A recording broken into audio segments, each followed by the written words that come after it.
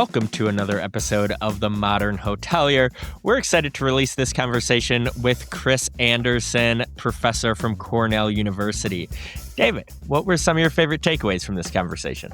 I loved this conversation with Chris. Couple reasons. One, I run a revenue management company, so it was great to hear his perspective on that. Two, I was able to, and fortunate enough to teach at NYU and hear his views on academia and just his views in general. I think just on revenue management and the industry were just kind of refreshing and kind of just a cool take, kind of a unique episode for us. Yeah, I agree. He has one of the most, I think, unique perspectives that we've had on this show from the academia side, hotel owner, and he also used to work with airlines in the past as well. So very well versed on travel, especially what's happening right now in the world and United States. He had some really good insight, and one of the only people who's ever talked about closing their hotel just because and not for a specific reason or construction or anything like that. So overall, thought it was a great conversation and we hope you enjoy it. Enjoy it. Welcome to the Modern Hotelier, the most engaged podcast in hospitality. Don't forget to follow, like, and subscribe, and let us know in the comments what you think about today's episode. Steve, who do we have on the program today? Yeah, David, excited about today. We have on Chris Anderson, professor at Cornell University. Thanks for joining us, Chris. How are we doing today? Great. My pleasure. Thanks for having me. Appreciate it. All right. So, Chris, we're going to jump in. We're going to go through a lightning round. We're going to get to know you better, and then we're going to dive into some industry topics. Sound good? Sounds great. All right. Here we go. What did you want to be when you were growing up? Oh, you mean, I think early on I wanted to be a chef, right? So I was it was actually in 4-H when I was in this sort of club, a part of 4-H. I thought it'd be really cool to be a chef, right? Then I joined the Canadian military and things just got totally derailed, right? And here I am. Got it. All right. What's something that you wish you were better at? Oh, I wish I had more hair, obviously, right? So All right. What's a luxury you can't live without? Oh, I guess the thing that I sort of miss the most if I don't have it is getting a chance to exercise and go to the gym, right? So I'm a sort of classic, like, get up, have coffee, right, go to the gym. If I don't have that routine on a regular basis, then my day is disrupted. All right. So who's a person, dead or alive, you'd like to take to lunch? Oh, of course, the real Mr. Anderson, right? I'd like to go out with Keanu Reeves, right? That would be great. That's kind of cool. If you could have a superpower, what superpower would you like to have? Oh, superpower would be to, like, stop time, right? So basically never seems to have enough time. So if I could, stop time here and there, finish that thing and move on to the next, right? Basically, Right. Yeah, stopping time would be great. Okay. Last one. What's something that's on your bucket list? Oh, my bucket list. I guess you're thinking about things that I sort of want to do that I keep putting off, right? So that's probably to travel more, right? So not necessarily a bucket list, still do a fair bit of traveling, but things that I would just like to do more of is probably just more travel. Well done. Well done. So now we're going to dive into your background a little bit more, kind of what makes you tick. So you mentioned the Canadian military. You grew up in Canada. Is that correct? That is correct. Yes. So I've originally from Canada. I've been in the U.S. since 2006. Awesome. Where did you grow up in Canada? So all over Canada for the most part, but the majority of my youth was spent in southwestern Ontario, right, near about an hour and a half from Detroit, if you had to sort of have American sort of reference point. So I grew up as a Detroit Red Wings and a Pistons fan, right? So, yeah. John will be very happy to hear that. He's a Michigan guy as well. So how did growing up kind of around Ontario shape you into who you are today? I guess interesting in that, a big chunk of the Canadian population lives on the proximity of the U.S. border, right? And so, I'm still very much a Canadian, but I've spent the last 20 years here in the U.S. And I think that's just really been pretty comfortable for me because, when I grew up, we had so much U.S. media. And so it didn't really feel that much of a foreign country, right? It feels a little more foreign today, but yeah, you know what I mean? All right, so you got your bachelor's and master's in engineering at the University of Guelph, then your MBA and PhD in management science at the Ivy School of Business at the University of Western Ontario. What led you down that path to those schools and those majors? Yeah, so that's a great question, right? So, both my dad and my brother went to University of Guelph. It's kind of a Canadian analog of Cornell. It's the big ag school in Canada. And so, yeah, I went there, did engineering, and just, quickly did my master's right after my undergrad. And then I was doing like consulting in software development, but really like kind of more environmental modeling. So I was doing computational modeling of like, really exciting things like mine tailings, right, and air pollution. For your audience that have engineers at one point in time, you kind of do the same thing over and over and over again because you get really proficient at it and it's easy to bill, right? And so I just got really annoyed with doing the same thing over and over again. And so I went back to school. I went back to business school, and sort of management science is like this combination of what we call operations research and statistics, basically using math to tackle business problems, right? So I could use the same kind of engineering tools that I was using before, but I could just tackle different problems, right? And so that's really why I went back to school, and then in airline pricing kind of stuff, and then just really naturally moved into hospitality from that. That's very cool. And I'm curious about kind of the military background you have. You mentioned that earlier. What what did you learn in the military maybe that you still take with you today? Or is there anything that, you kind of learned in the military? Yeah, I mean, the first thing I learned is I don't like having a boss and I don't like listening to people, right? And so that part of the reason I ended up in sort of academia is, well, if I have to have a boss and like be nice to them and listen to them all the time, I'm probably not going to succeed, right? So that's kind of where I sort of ended up, right? Very cool. Very cool. So now we'll dive into your career, how you got to Cornell. So you started your academic career at Ivy Business School at Western University. What were some of those early insights or early things that you learned in those early days that you still take with you today? Yeah, I mean, so I was at a business school, right? I was mostly teaching MBA students, and I mean, I had a love for analytics and statistics, right? And back in the '90s, analytics wasn't as sexy as it is now, right? So analytics is really sexy now, but back then, I had a hard time convincing MBA students that they should be excited about analytics. And I think today that, it's so much has changed the last sort of 10 years is, most students can't get enough of analytics, especially in today's sort of AI world, right? So those have been, this kind of changes that have happened in how sort of executives and managers and students sort of view, data today than they did, back when I first started this, 30 years ago. And you joined the Cornell Nolan School of Hotel Administration in 2006. What attracted you to Cornell?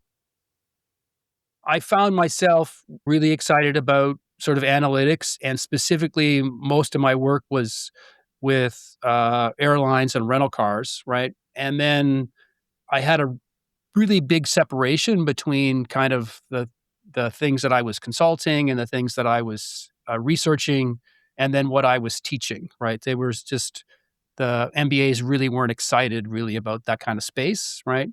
And so what attracted me to the hotel school was really this chance to sort of bring all those worlds together, where I could be in the classroom and talking about hospitality and airlines and rental cars and pricing, and then still sort of researching that and then engaging with industry on a regular basis. So it kind of like made sense for me to be at an institution like this where all those parts were sort of building off each other versus they were just kind of like two pathways of my job. So at Cornell, you were the director of the Cornell Center for Hospitality Research. And for those that aren't familiar, it kind of connects academic research with industry leaders in hospitality. Uh, Chris, what were some of the kind of interesting insights that came out of that work dealing with real world hotel operations? That was, probably close to 10 years ago that I was the director of our research center.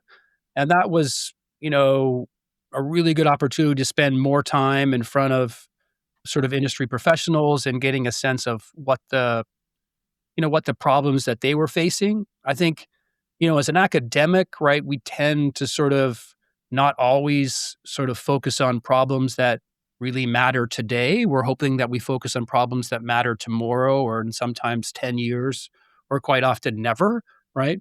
But sort of part of the CHR is a chance to sort of get faculty in front of practitioners and kind of tackle problems that really are top of mind today, right? So that was a real kind of, an interesting part of the CHR that way.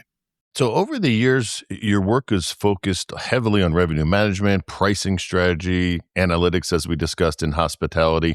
Can you explain how revenue management has evolved over the last couple of decades and why it's become such a critical function for hotels? Yeah, I mean, it's so different than I remember when I sort of started down my doctoral dissertation, I was doing some work with Air Canada and US Airways, and it was just so different than it was today, well, especially for airlines, right? So they were much more closer to monopolists than sort of hotels are.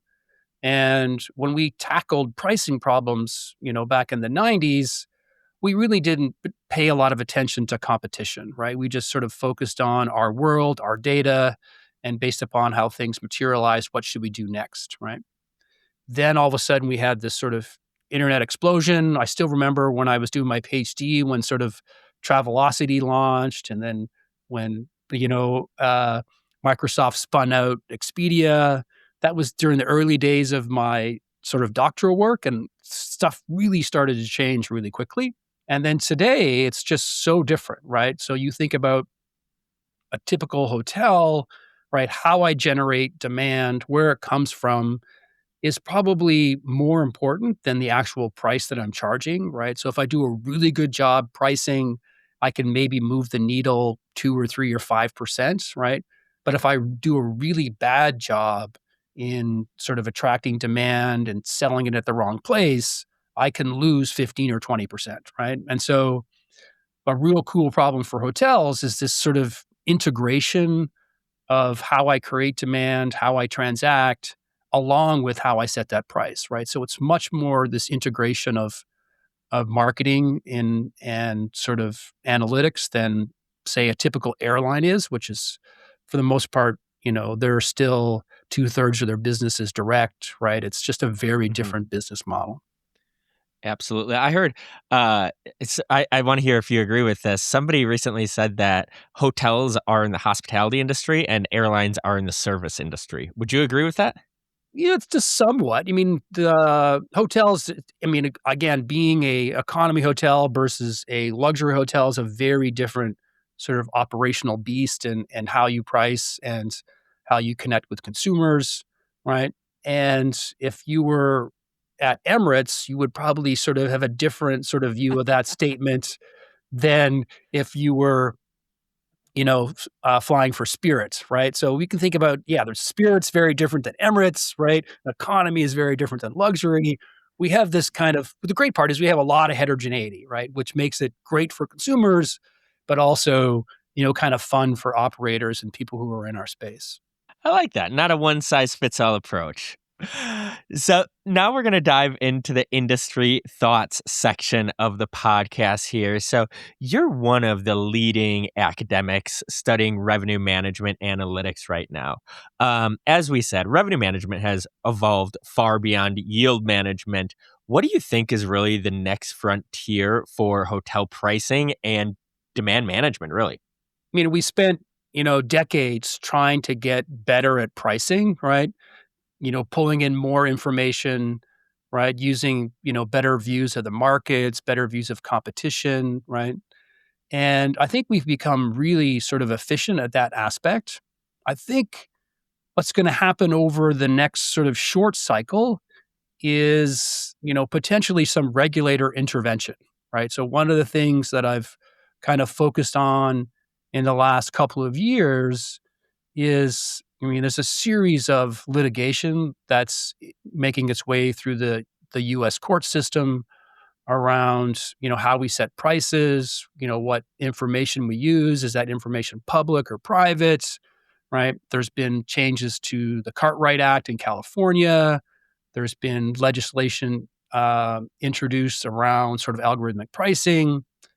And so I think for me, the exciting part is kind of getting a sense of, all right, have we gone too far in kind of the information we use and the speed at which we use that information, trying to drive revenue? And has that potentially sort of disadvantaged consumers, right? And so for me, I think that's going to be kind of this challenge we have right now is kind of, are we doing the right things when we set these prices, right? I don't know if you follow a lot of the cases that are in the uh, apartment space, but basically the multifamily housing, that space has been involved in a lot of litigation Mhm. and there's been a lot of settlements there, right? So hundreds of millions of dollars in settlements where there's accusations of, they probably took revenue management a little too far, right? And so for me, it's, trying to find that sweet spot right now. Yeah, yeah, and it's funny, we just actually spoke about how there's not really many $150 room hotels anymore, right? It's gone up quite a bit. Those bigger markets, we're looking at 2 to 300 are kind of those mid-scale hotels. Yeah, I mean, it's really fun to see how the industry evolves. I remember, like 10 or 15 years ago when we're talking to sort of developers and you mean everyone's building, select service hotels, right? Let's just build a whole bunch of courtyards, right? Really easy to operate, right? Easy to price, right? We fast forward to today and everybody wants to build sort of differentiated luxury because I can push prices higher. It's much easier to price a differentiated product than it is one that's sort of more homogeneous to its competition. So the space is, kind of fun to be in because even the boxes that we're building are evolving, right? And unfortunately, revenue management is always not a part of the box building part, right? It would be better if sort of somebody asked me my opinion before they built the thing versus after it's built and now we have to sort of set prices, right? But maybe that's one of these parts that we'll see where the market demand moves into the sort of the asset construction part. But, the asset has a very long life, right? Whereas revenue management can adjust in a very short time frame. So when I ran hotels, we didn't have revenue management. We had basically we're getting close to selling out, raise the rate, and call all the hotels in the neighborhood in Midtown Manhattan and see what they're selling at, and let's try to get what they're selling for. So, what's the one belief about revenue management that the industry still gets wrong some 20 years later? I think a lot of revenue management is foundationally built on, what you talked about, yielding, right? So as Yeah. capacity gets constrained, should I be, increasing prices to maximize that, scarce inventory? I think we're slowly getting better where we're not really focused on the rooms that we have left, but we're really focusing on who's in the market and what are they looking for? What's their willingness to pay? What's the value of my asset, right? And so I think revenue management systems have got better sort of how to sort of set prices independent of capacity. Yeah. So as capacity gets tight, yes, I want to be more restrictive on prices. But as we've seen, in the last 4 or 5 years, people will pay a lot of money, right, for things and experiences that they enjoy, right? So maybe we should price all hotels the same way we price luxury hotels, not so much focused on how many rooms are left, but what's the customer, who's in the market right now, what's their willingness to pay, what's the alternatives, and how do I maximize the revenue rate that's coming in? Yes, I want to yield if it gets tight, but I should be yielding all the time. So we've made it to the third question of industry thoughts without talking about AI, so I have to bring it up now. So with AI becoming even more popular in hospitality on the operations side, what parts of pricing and demand forecasting do you think should kind of stay on that human-driven side, and what parts should we look to automate a little bit more?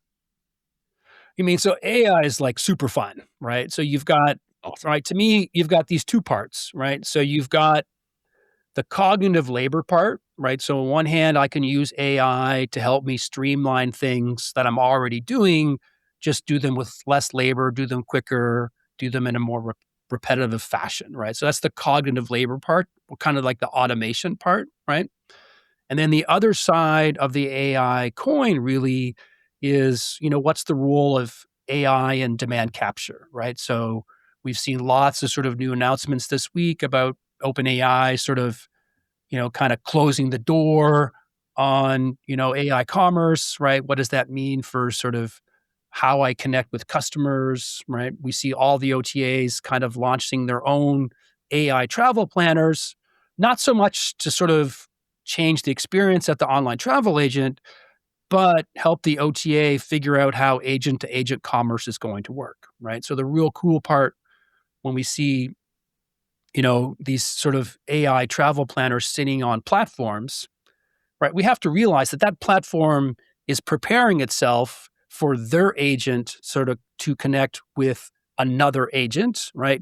Right now, the agent is connecting with consumers. Most likely there's going to be a big chunk of commerce, which is agent to agent. And so that's, to me, the real exciting part is, right? So we talked about this in digital marketing 10 years ago is, how do I change my digital advertising strategy when I'm trying to automate sort of advertising, but I'm really still thinking about connecting to a consumer. Whereas eventually I'm going to be doing my digital marketing, but I'm going to be marketing to an agent versus a person, right? And so as an analytics person, that's great, right? Because I love rational things, right? I'm hoping that an agent is rational. People are sort of irrational, right, at times. So I think that's going to really help revenue management when we start to sort of have agent to agent sort of interactions, because now I have a sort of mathematical being working with another mathematical being. That's great. Yeah. So the large brands have this huge data advantage. For independent hotels without those resources, what tools or strategies do you suggest to help them level the playing field? I think historically, sort of big brands and even platforms have not really capitalized on the richness of their data, right? We've all been at that big brand, and the first thing they ask you is this your first time staying with us, right? We've all experienced that, right? And so it's like, you should probably know that, right? And so, one of the things about AI, it makes sort of connecting all that disparate stuff together much easier.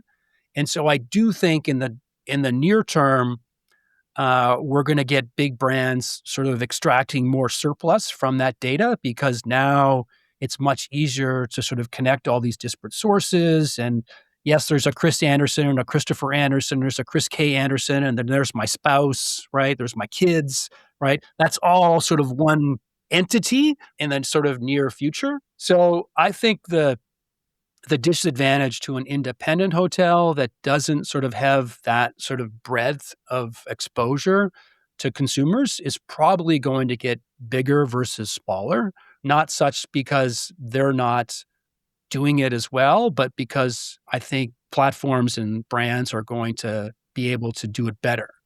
That said, I think AI is going to sort of dramatically reduce that advantage, because all of a sudden, right, instead of searching for pet friendly hotel, people are going to search with intent. So when a customer sort of types a sentence, whether it's into an AI or a travel planner, they're actually expressing intent, right? What they're looking for, where they want to stay, what kind of experience they have. And I no longer have to guess what you want because you're telling me what you want, right? So this becomes another force that's going to reduce the sort of advantage of a big data rich brand, because now the brand had all this data, they can estimate intent, but now anybody basically can interact with intent because consumers are changing how they search and how they look for things, and they're expressing intent, right? And so it's actually, I think the data advantage is probably going to sort of, once we get kind of the agent part figured out, go away because of the expression of consumer intent. I like that point. And one thing that we talk about a lot, and we primarily work with independent hotels, and we talk to them a lot about driving direct bookings, specifically through video content.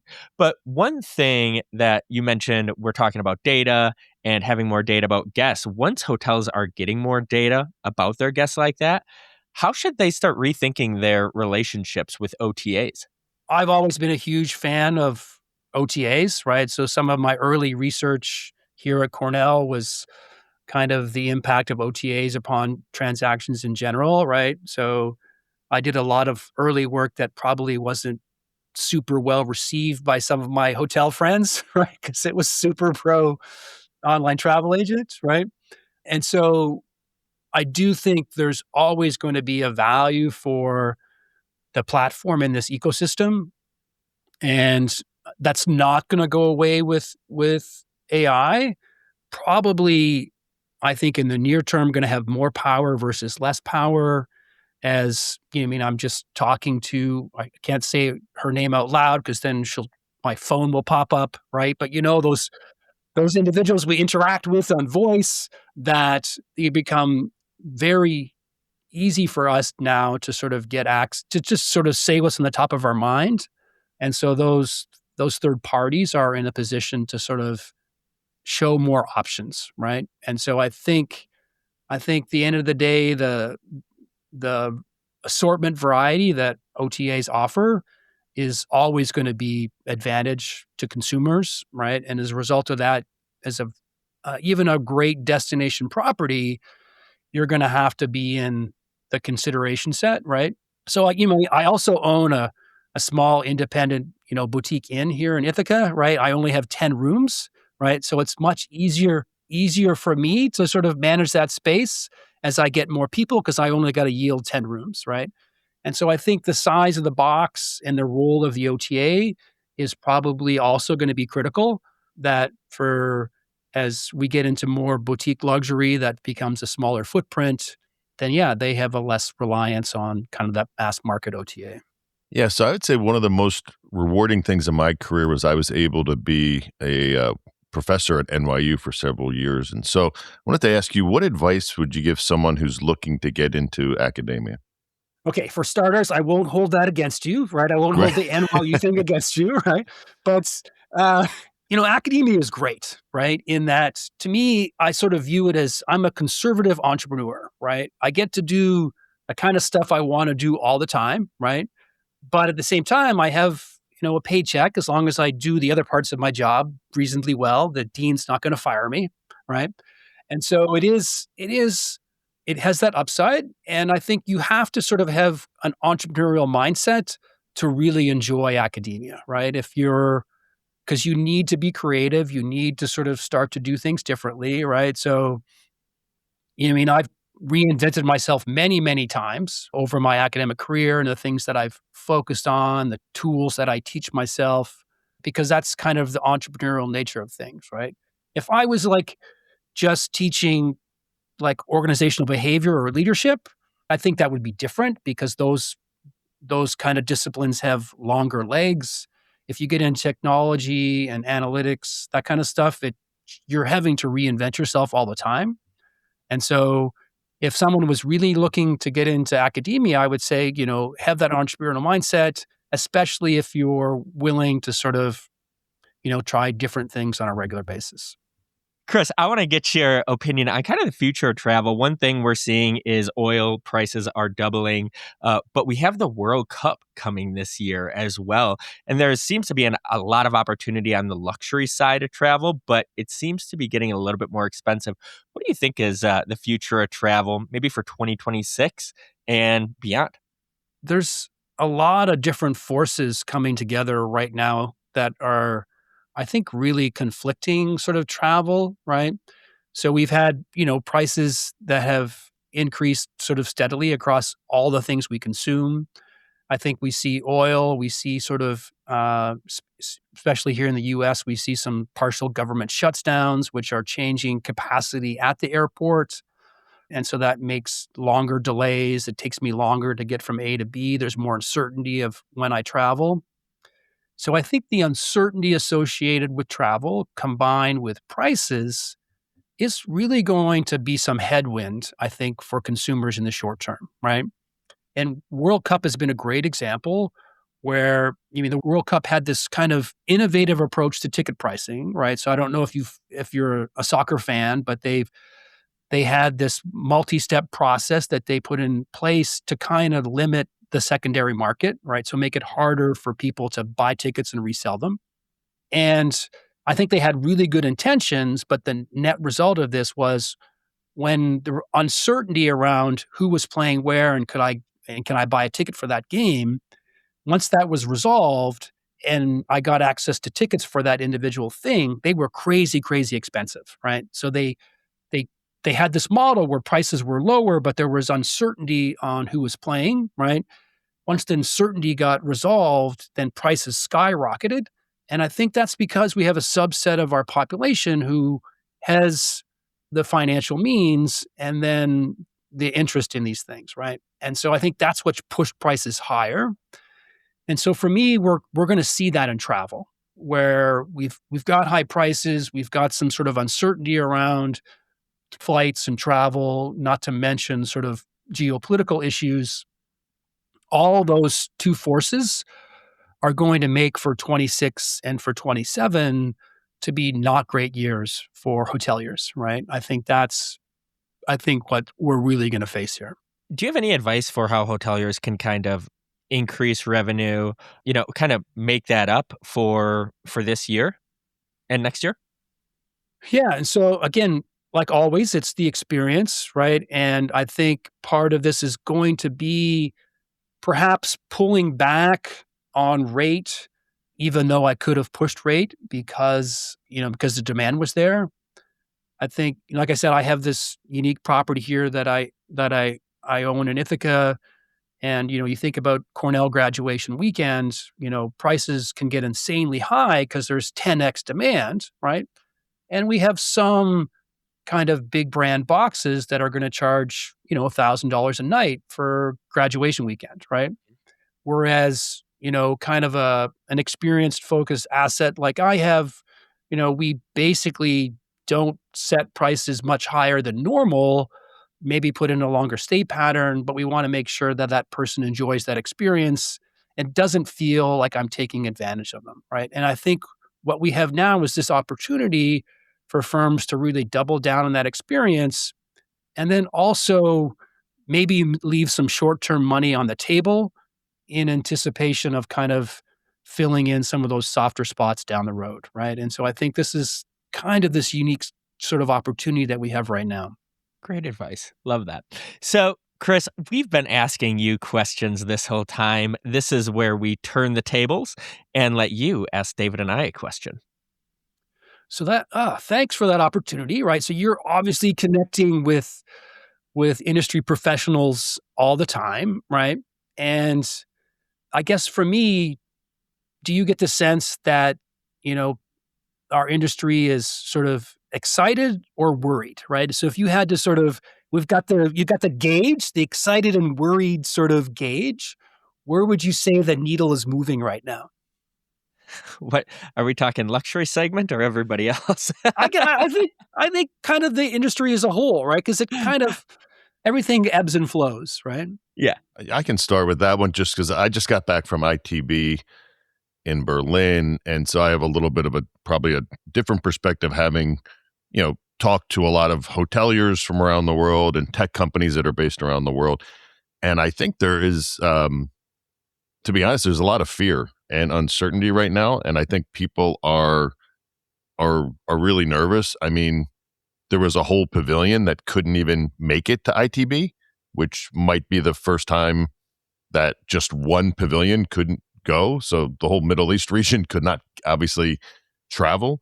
I think we're a resilient bunch. I think everybody's always optimistic and is always hoping for the best. But I do think right now there is kind of this this fear of just what's going on, what you talked about, in the world. So I think that's where we're at right now, and hopefully that just gets better with time, not worse. Yeah, I mean, I think that's 100% on point. That as an industry, we see that uncertainty impact things like conferences and meetings, right? And we just have to imagine, well, what's the everyday consumer sort of that's interacting with that, not just on work travel, but on leisure travel? How is that going to sort of impact their decision making, right? I think that's and like just in the last 2 weeks, the world is so different than it was a month ago. You know what I mean? It's just so crazy how things happen so quick, and they can have these like really, we hope short term ramifications, but they could be long term. Yeah, I kind of agree with David. I think there's some uncertainty here, but I love, David, that you said we're a resilient bunch, right? Like, it's not going to be as bad as COVID, right? Like, when hotels were shutting down and people weren't able to travel at all. I always look back. I had a conversation with Anthony Mulcahy, and I'm like, I was kind of like, what is going to happen? I don't know. And he's like, this happens. He's like you kind of said, Chris, it's ebbs and flows. Bad things happen. We always come back. We always stick around. We're not going anywhere. But this definitely is a character building time, I think, for the travel and hospitality industry, especially like as we see the CEO of United Airlines came out and said, hey, airline prices are going to go way up soon. So I think we're going to have to be smarter about travel. And I think we're going to have to be a lot more strategic as well. And I think hotels, Chris, like you said, are going to have to get a little bit creative with bringing in additional revenue and, kind of working through these tough times. Yeah, and the airfare is just a real unfortunate thing for the lodging part, right? So yeah, short term prices go up because of fuel, and if consumers sort of resist those price increases, then airlines are great at, basically changing routes, restricting capacity because they need those prices to support their costs. So they just restrict capacity. And then once the airline space restricts capacity, then it takes a long time for us to get back to sort of those prices that were really travel inducing. And so for me, I hope that this kind of, fuel price shock is really short term, because if it's long term, and then it push, airlines have to sort of respond and push prices through. Historically, airlines push about 50% of that fuel cost increase into fares, right? So it's slower, it's not everything, but long term, they need those prices to sustain that cost structure. And the way they do that is just like revenue management, they restrict capacity, right? So park that plane down in Arizona for a while, right? And so if they have to sort of restrict capacity or make network changes, then the space recovers much, much slower, right? And so we'll see, like all things, prices can go up on the cost side really quickly. They come back down to earth really, really slow, right? And so it will take a long time to get that, travel back into our ecosystem if we see, restrictions in capacity as a result of trying to support higher prices, right? So I'm really hoping that doesn't happen, right? I don't mind United Airlines saying we're going to raise prices, right? Yes, cover those costs. But if consumers stop traveling because of prices and uncertainty, and there's capacity restrictions, then it's a sort of different can of worms. Yep. And it's funny, I just had a notification from Facebook or some memory popped up, and it was, hey, who wants to come to Denver? And it was a plane ticket round trip from Washington, D.C. to Denver for under $100. And I'm like, how things have changed in the past 5 or 6 years. But and I love that insight, Chris. So we have one more section here. We're going to bring in John. John's our producer. He's been listening in this whole time. We're going to kick it over to him for one more question before we get you out of here. You talked about the property in Ithaca that you own, and I think that's really interesting. And I'm curious, one, why did you make a decision to go in on that, and how long have you owned it for? Oh, that's a great question, right? So obviously, I'm an academic. I've been an academic for like 30 years, right? But I do enjoy the other part of the world, right? So I'm actively engaged with lots of startups. I've had a couple of failed startups of my own, right? That's why I'm still an academic, right? But couple years before COVID where this kind of iconic building in town went on the market that had been an inn. And I just said, this place is super cool, right? And I went in, partnered with another local Ithacan, and she's sort of operates the property, and right. And since that time, I've got engaged in a couple of other properties that are in the area, right? Both economy and select service, right? So, I've always loved the space, and sort of being an owner, actually even more fun, right? And so, kind of like my own kind of petri dish sometimes, right? To sort of play with things, but yeah, it's great. Yeah. One follow-up on that, being on the revenue management side, maybe more the analytical brain and the numbers, when you're looking at something like that, maybe this will help the audience. Like, what are the things you're looking for, especially on a smaller property like that? Sometimes the numbers don't bear out, but what are some of the boxes that you had to hit? Ithaca's a really interesting market, right? Crazy seasonal, right? And, basically, when I was thinking about a pro forma for this, I said, well, man, I think I'm just going to close this thing for like 6 or 8 weeks a year. And can I make the numbers work? Right. Because, I don't know about you, but a lot of people want to travel to sort of Ithaca when Cornell is not here and it's in the winter. Right. So it's very quiet mid-December through the end of January. Right. And so I think for me, the first sort of thing that came to mind is, well, do I always need to be open, right? What if I close the door? And so if I close the door, what does that mean from kind of cost structure? What does that mean to, how much do I have to pay my employees when they're actually not coming to work, but they still need to sort of cover their bills, right? So for me, that was just a whole new way of thinking about a business that says, hey, sometimes you don't always have to go to work, right? And so how do we sort of make that sort of economic sort of tell the story? This is not a question, but I wanted to just say one thing you mentioned with the revenue management side is a lot of times you're maximizing the amount that you can get, but I loved your point about, but what does the end consumer feel like? Do they feel like they're taking advantage? Even though you maybe force their hand and you can get that revenue, is it a good decision to do that? I thought that's not something we hear about that often because it is all based on when they pay that bill, what is their view of the experience that they had? And a lot of it is on that last transaction and the amount they paid, did they feel like they were taken advantage of? So I think that's important. Yes, especially as we get into more sort of differentiated upmarket luxury inventory where we always have pricing power, but we don't often have, capacity constraints, right? So how do we sort of take a different view of pricing in the absence of capacity constraints to really sort of think about the long-term value of customers? Historically, revenue management has been a myopic kind of view of revenue. It's not been a customer lifetime value kind of approach to pricing. And I sort of think that's one of the sort of downsides of traditional revenue management is it's just myopic. It's really about, tomorrow and the revenue I can get tomorrow. And I think as we get into more experiences, as our industry shifts from select service to experiences to luxury, then all that is even going to make more, tacit sort of parts of our decision-making process. Well, that does it for another episode of the Modern Hotelier. Chris, this is where you get to let people know how they can get in touch with you, how they can find out more about Cornell. So my email is just canderson at cornell.edu. Pop on over to cornell.edu if you're interested in the university. Of course, you should be thinking about Nolan, right, for your educational experiences, for your kids, for your sort of executives, right?